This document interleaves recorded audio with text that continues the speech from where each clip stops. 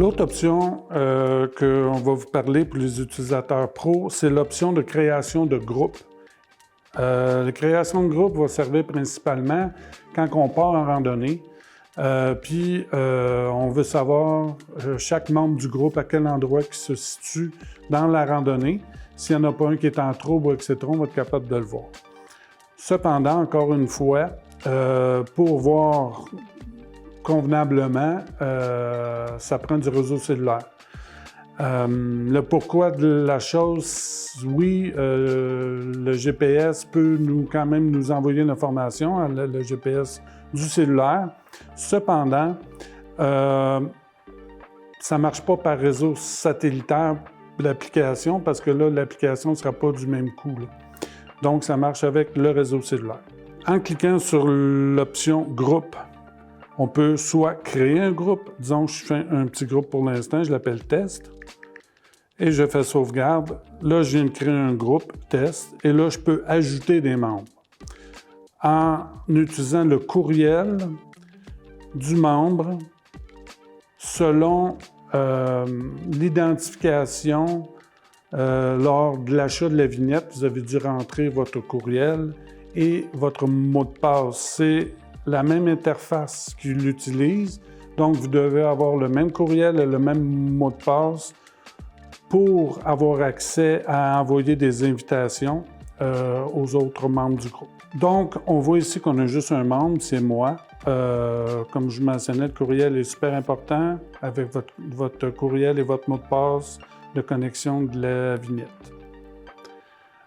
Si je regarde un groupe qu'on a créé pour test, fait qu'on voit l'ensemble des membres des groupes, on peut partager notre position. Ce qui est bien important ici, quand on partage notre position, il faut que tout le téléphone, que ce soit Android ou que ce soit un iPhone, que l'autorisation d'utiliser la localisation soit activée toujours et non juste que l'application fonctionne.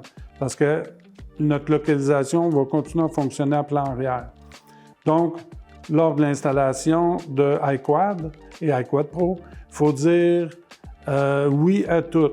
Oui, je veux partager toujours mon positionnement. Ça, vous pouvez éteindre une fois que vous avez fermé l'application. Vous pouvez aller dans vos paramètres, dans iQuad et désactiver la localisation. Je peux vous le montrer ici, là.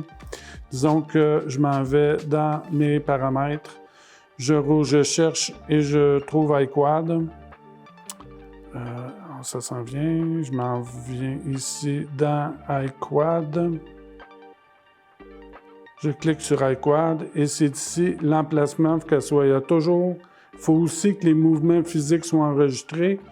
Ça va être dans l'application d'enregistrement des activités. On va vous l'expliquer plus tard. Il faut partager les données cellulaires, actualiser en plan arrière. Donc, il faut que toutes ces options-là soient actives. On va retourner dans iQuad. Donc, quand on active ici, on voit un petit rond qui va nous identifier sur la carte. Une autre chose qui est intéressante ici, dans l'option justement des groupes, on voit qu'il y a une petite flèche par en haut. La petite flèche par en haut, ça veut dire que je partage mon positionnement dans un groupe. Donc ici, je sais que je partage mon positionnement dans le groupe ici FQCQ. Donc si je ferme mon partage et je reviens sur la carte interactive, on voit que la petite flèche par en haut a disparu parce que je ne partage pas mon positionnement dans un groupe. On peut partager, là, on voit ici que là, je vais partager mon positionnement dans le groupe FQCQ et je peux partager mon positionnement dans mon groupe test. Donc, je partage mon positionnement dans deux groupes.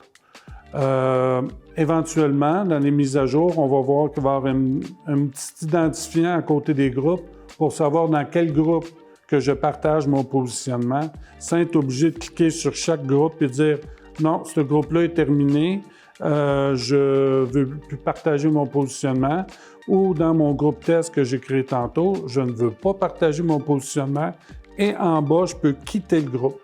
Donc, je clique sur « Quitter le groupe » et je quitte le groupe. Donc, présentement, j'ai juste un groupe actif. Donc, ça termine l'explication de partage de groupe.